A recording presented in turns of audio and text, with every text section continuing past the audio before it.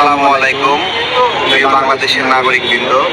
নতুন রাজনৈতিক দল হিসাবে আমজনতার দল নির্বাচন কমিশনের নিবন্ধন না পাওয়ায় দলটির সদস্য সচিব তারেক রহমান কমিশনের সামনে আমরণ অনশনের ডাক দিয়েছেন।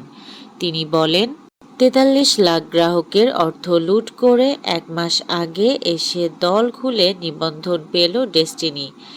এর আগে জাতীয় লীগকে নিবন্ধনের নাম ঘোষণা করেছিল ইসি, পরে সব ফাঁস হবার পর স্থগিত করে।